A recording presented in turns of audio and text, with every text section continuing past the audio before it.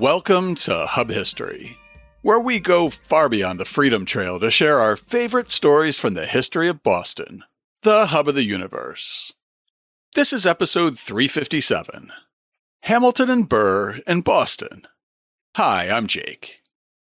This week, I'm talking about Alexander Hamilton and Aaron Burr in Boston. For fans of the Hamilton musical, we've had lots of past podcast appearances from the cast of characters from the musical. Back in episode 274, we talked about the years when Angelica Schuyler lived under an assumed name in Boston. Thomas Jefferson made an appearance in episode 277 where we cataloged his epic shopping spree in Boston. The Marquis de Lafayette's at the center of episode 163, which chronicles his many visits to Boston, culminating in his 1825 trip where he carried a keg of soil from Bunker Hill back to France to be buried under. Because he commanded most of the siege of Boston, George Washington has been on the show a lot over the past few months, and even General, instead of me, Charles Lee, made an appearance in our recent episode 341 about the Marblehead schooner that was named after him. Over all those episodes, the stars of the show, Alexander Hamilton and Aaron Burr, have not appeared in Boston. This week, we're rectifying that omission. We'll talk about Hamilton and Burr's fateful final meeting in Boston, as well as each of their first visits to our fair city. But before we talk about Hamilton and Burr in Boston, I just want to pause and say thank you to our most recent sponsors, Maurice M. and John S.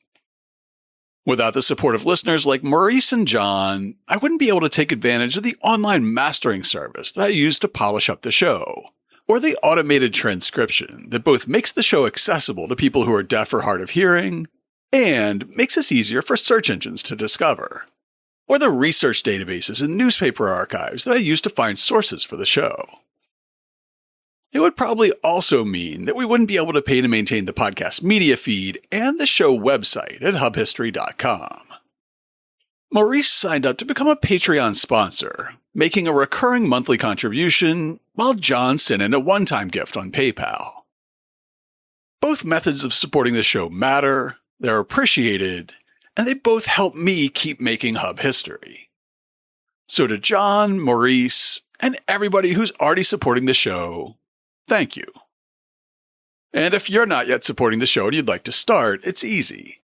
Just go to patreon.com/hubhistory or visit hubhistory.com and click on the Support Us link.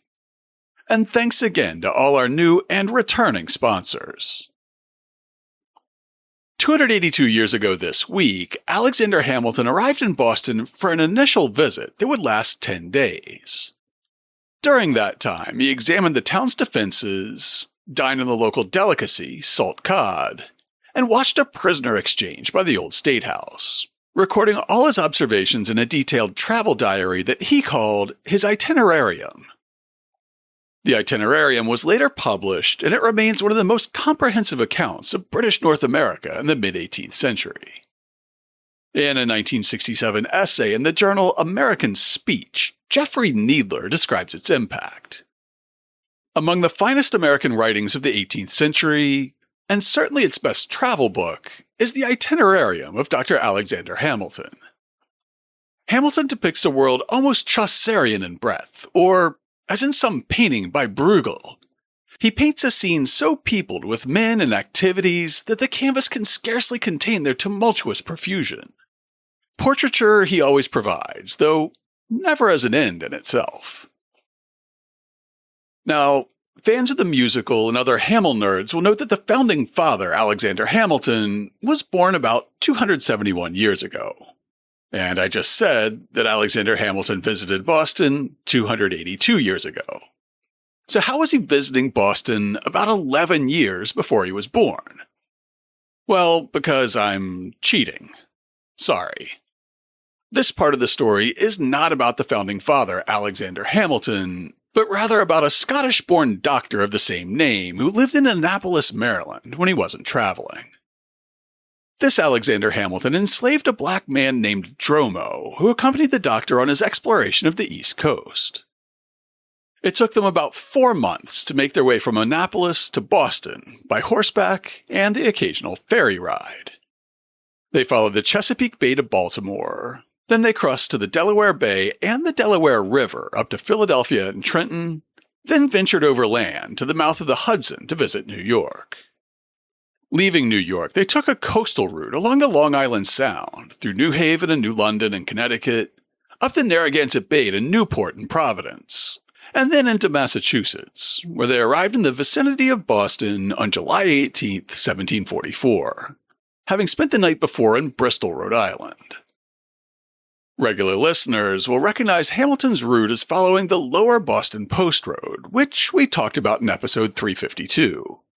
So it should come as no surprise to learn that he entered town through Dedham, describing his view of the Blue Hills along the way. The doctor arrived in Boston at about 8 p.m.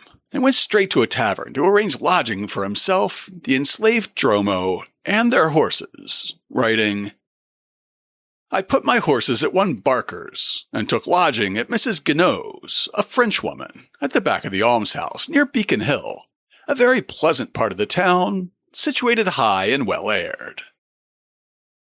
The tavern where the doctor stayed would later be known as the Bunch of Grapes, which is remembered as a gathering place for patriots in the years leading up to our American Revolution. It was located at the corner of King Street and Mackerel Lane.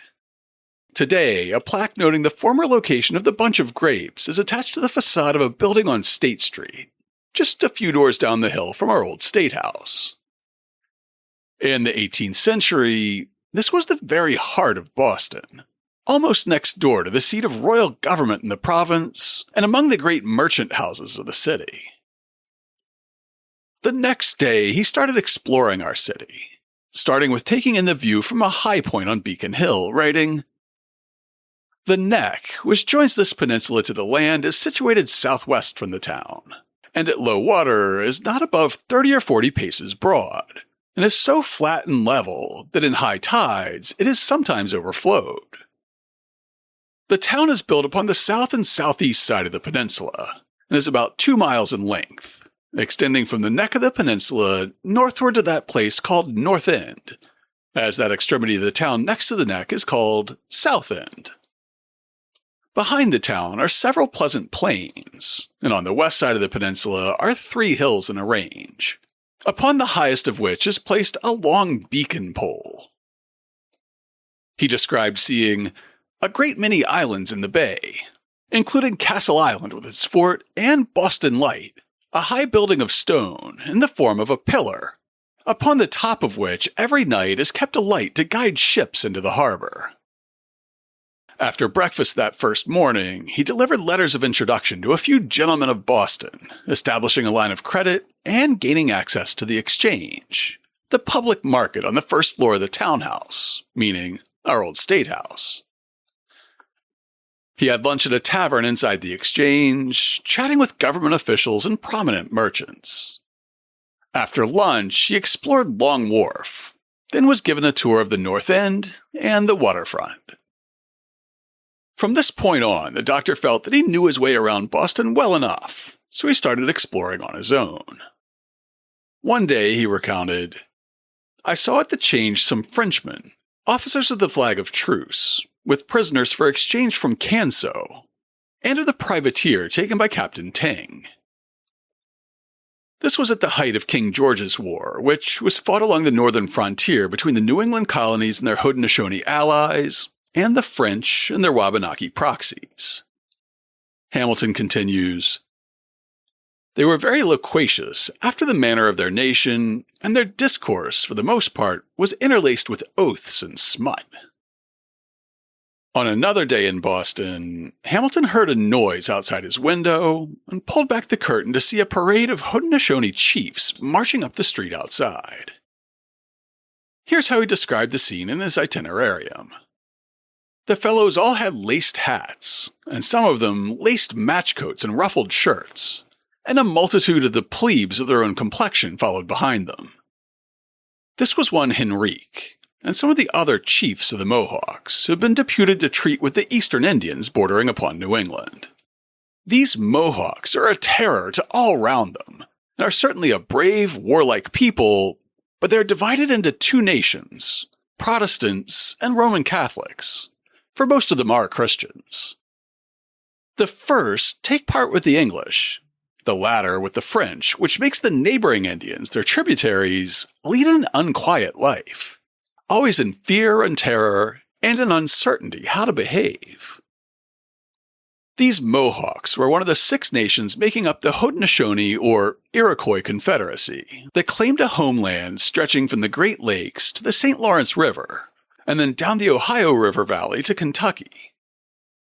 The government of Massachusetts had brought the leaders of one of the primary nations to town to try to talk sense into another one of the nations, which had broken with tradition and supported the French over the traditional Haudenosaunee allies, the British. You can learn a lot more about the fault lines among the Haudenosaunee that eventually fractured during our American Revolution from the Iroquois History and Legends podcast. While he was visiting Boston, Hamilton drank tea, rum, and punch, and he recorded meals taken at his lodgings, at the Exchange, and as a guest in many private homes. However, he only described one meal taken in Boston in enough detail to know what he actually ate. On July 21st, he writes, "I was invited to dine upon salt codfish, which is here a common Saturday dinner, being elegantly dressed with a sauce of butter and eggs. After dinner, I went home and slept till the evening, the weather being pretty hot, and I having drunk too much wine. It made me heavy." Dr. Hamilton's exploration of Boston over almost 2 weeks allowed him to gain a nuanced understanding of both the physical characteristics of the town and some of the unique characters to be found here. An article by Leslie Landrigan for the New England Historical Society surveys some of the connections he made. His Boston visit brought him into contact with all sorts of people: attractive coquettes, a Frenchman with odd dining habits, a painter, and a couple of embarrassed Philadelphians. He met the artist John Smibert, the most influential artist in New England at the time. He also went to Cambridge to meet with the president of Harvard, the Reverend Edward Holyoake. One thing that's fun to note is that the doctor was educated, but his spelling of the new words he encountered in New England is phonetic. This becomes relevant when he reports on a day spent exploring some of the construction sites in Boston, visiting a new battery with about 15 cannons that was being built on a dock near Long Wharf, wandering through shipyards where new vessels were being constructed, and finally coming to the New Market House, an elegant building of brick with a cupola on the top. This was built at the proper expense of one Funnel, a substantial merchant of this place, lately dead, and presented by him to the public. It is called by the name of Funnel Hall. I point this out because Hamilton spells the name of the benefactor who built the new market that's named after him Funnell. So that must have been the pronunciation that he heard on the streets of Boston in 1744 for the landmark that we know as Faneuil Hall. After an initial visit of 10 days, Dr. Alexander Hamilton left Boston on Saturday, July 28, 1744. His journey took him north and east, up to Marblehead, Newburyport, Portsmouth, and eventually as far as York, Maine.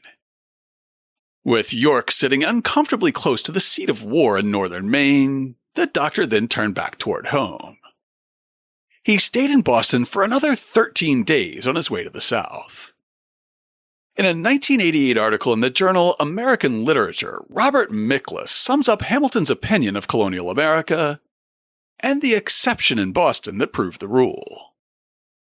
The portrait that our splenetic traveler draws of colonial life in the Itinerarium is not a particularly flattering one. On the whole, the Itinerarium portrays colonial life as crude and unmannerly. Hamilton concludes the Itinerarium by saying that, as to politeness and humanity, life throughout the colonies was much alike, meaning crude, except in the great towns where the inhabitants are more civilized, especially at Boston. The average colonial in the Itinerarium is impertinent, uncouth, and easily duped. On August 16, 1744, the eve of his departure from Boston to find his way back to Annapolis, Dr. Hamilton summed up his impressions of Boston. I need scarce take notice that Boston is the largest town in North America, being much about the same extent as the city of Glasgow in Scotland, and having much the same number of inhabitants, which is between 20 and 30,000. It is considerably larger than either Philadelphia or New York, but the streets are irregularly disposed and in general too narrow. The best street in the town is that which runs down toward the Long Wharf, which goes by the name of King Street. This town is a considerable place for shipping, and carries on a great trade in time of peace. Boston is better fortified against an enemy than any port in North America, not only upon the account of the strength of the castle, but the narrow passage up into the harbor, which is not above 160 feet wide in the channel at high water. There is more hospitality and frankness shown here to strangers than either at York or at Philadelphia, and there is an abundance of men of learning and parts, so that one is at no loss for agreeable conversation, nor for any set of company he pleases. Assemblies of the gayer sort are frequent here, the gentlemen and ladies meeting almost every week at concerts of music and balls. I was present at 2 or 3 such, and saw as fine a ring of ladies, as good dancing, and heard music as elegant as I had been witness to anywhere. I must take notice that this place abounds with pretty women, who appear rather more abroad than they do at York, and dress elegantly. They are for the most part free and affable as well as pretty. I saw not one prude while I was here. So, according to Alexander Hamilton, Boston was the one city in North America that was worth actually visiting. I'm sorry I had to trick you by pretending briefly that he was the other, more famous Alexander Hamilton, but this Alexander Hamilton's descriptions of Boston are just too good to pass up. So now it's time to turn our attentions from the fake Alexander Hamilton to Aaron Burr, the real Aaron Burr, not some Maryland doppelganger.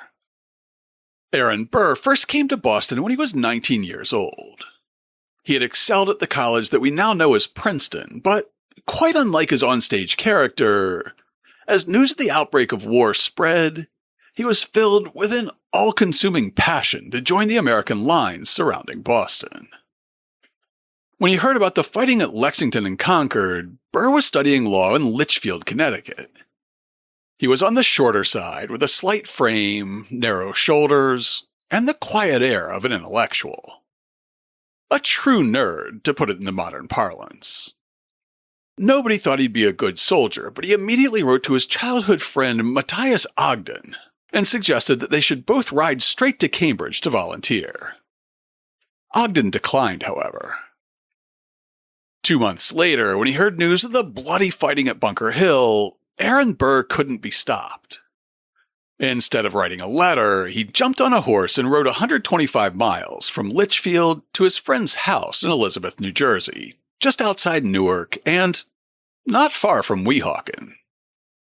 There, he begged and bullied his friend until Ogden agreed to volunteer with him, and the two of them turned around and rode an additional 225 miles north to Cambridge.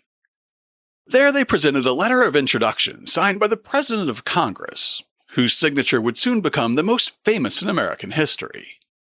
The letter was dated July 19th and read, "Sir, the earnest desire of several members of Congress, joined to a hearty wish of rendering service to the gentleman, induced me to take the freedom to introduce to your notice Mr. Ogden and Mr. Burr of the Jerseys, by whom this will be handed to you. They are gentlemen of reputation, and visit the camp not as spectators, but with a view of joining the army and being active during the campaign. I beg you will please to place them in such a department as you shall judge suitable. Your notice of these gentlemen I shall esteem a particular favor. I have the honor to be your most obedient and humble servant, John Hancock." The two teenagers presented their letter of introduction to the new general of the brand new Continental Army, who had taken command scarcely over 2 weeks before. Michael Shellhammer, in a 2015 article about the bad blood between Aaron Burr and George Washington decades later, during the presidential administration of John Adams, wrote, "There was no animosity between the two men when they first met in August 1775 at the camp of the newly formed Continental Army at Cambridge, Massachusetts. Coming from a prominent New Jersey family, Burr and his friend Matthias Ogden arrived at camp with a letter of introduction from Continental Congress President John Hancock.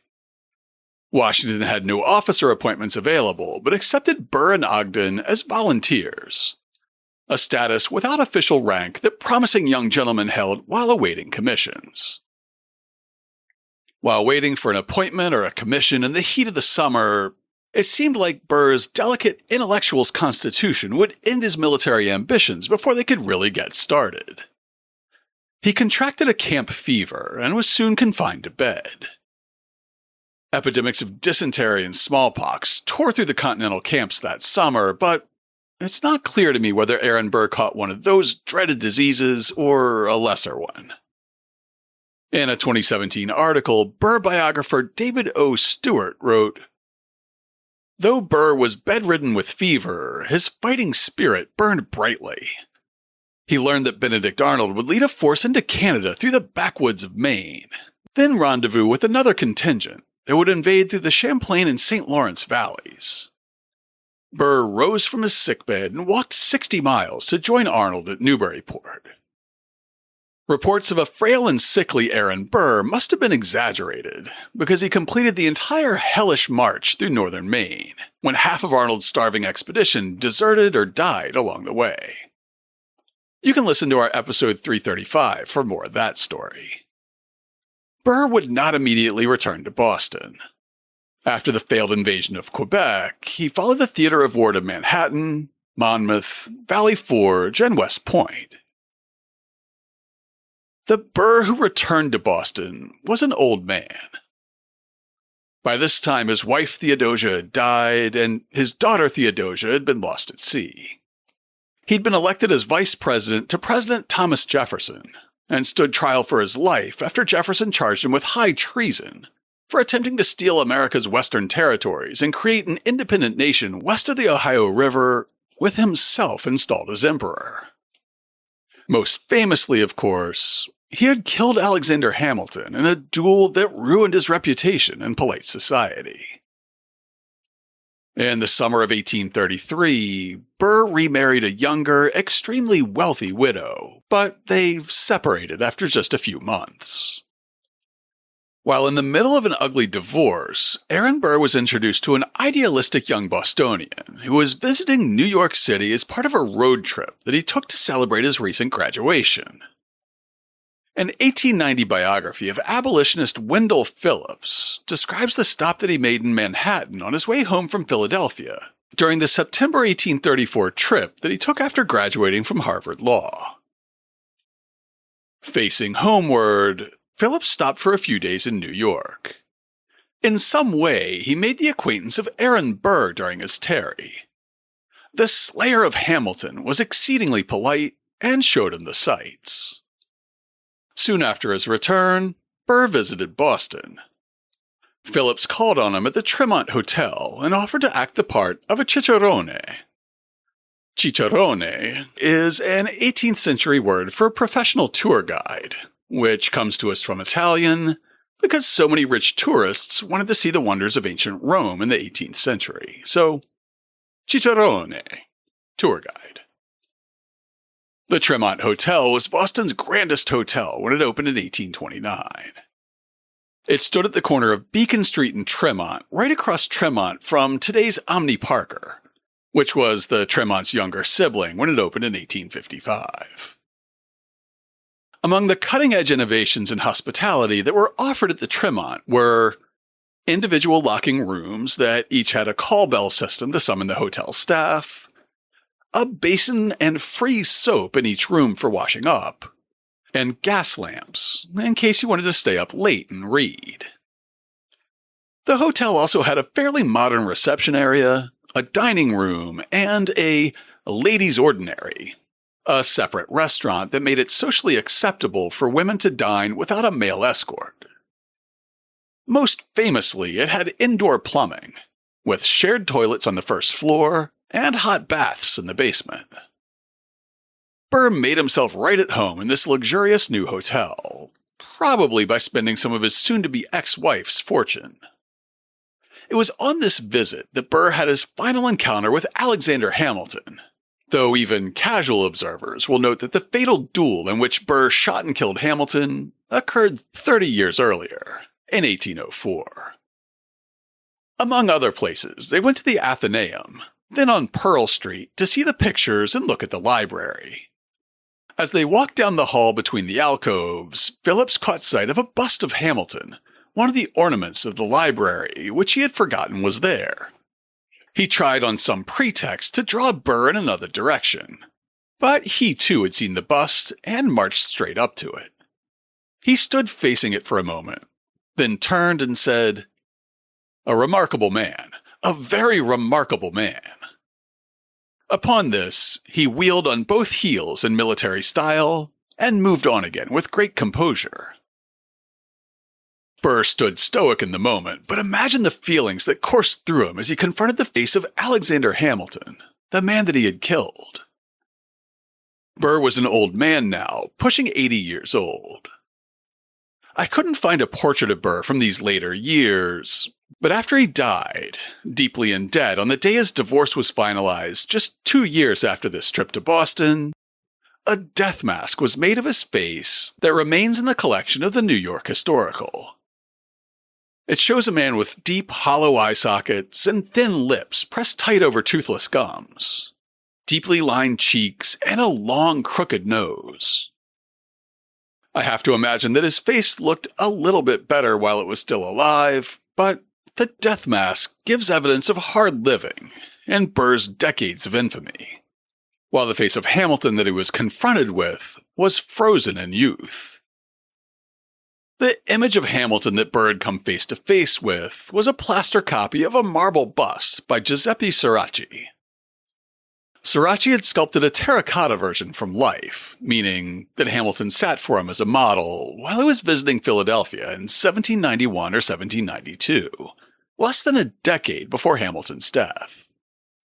On that same visit, Ceracchi also created busts of George Washington, Benjamin Franklin, Thomas Jefferson, and other members of America's founding generation in hopes of securing a contract for a major monument in the new United States. He didn't get the contract.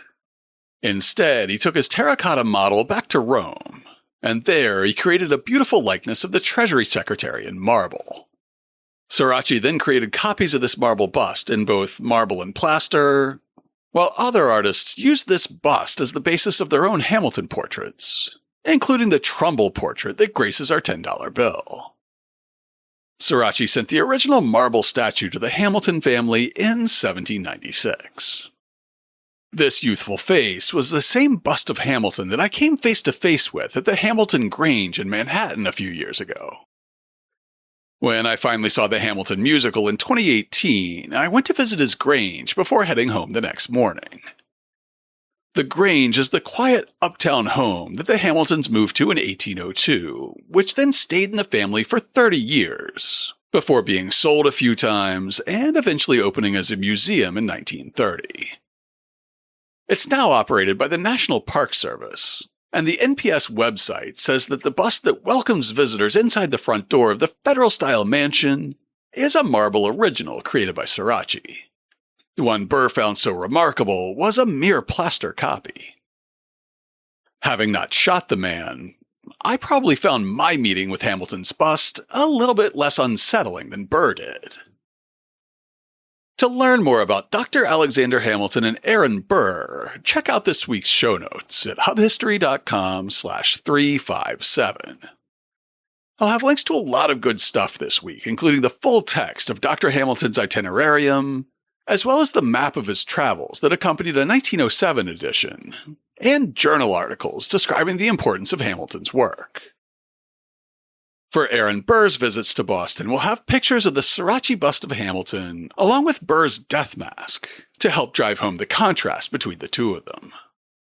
I'll have links to John Hancock's letter of introduction for Burr, as well as the articles I quoted from David O. Stewart and Michael Shellhammer. I'll also have photos of the interior and exterior of the grand and innovative Tremont House Hotel.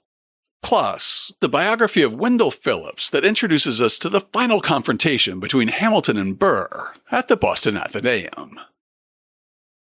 If you'd like to get in touch with us, you can email podcast@hubhistory.com. I still have profiles for Hub History on Twitter, Facebook, Instagram, and over on Mastodon as @hubhistory@better.boston. Lately, however, the only social media site where I'm active, where I post and engage with listeners, is Blue Sky. If you want to find me on Blue Sky, just search for hubhistory.com. If none of that strikes your fancy, just go to hubhistory.com and click on the Contact Us link. While you're on the site, hit the subscribe link and be sure that you never miss an episode. If you subscribe on Apple Podcasts, please consider writing us a brief review. If you do, drop me a line, and I'll send you a Hub History sticker as a token of appreciation. That's all for now. Stay safe out there, listeners.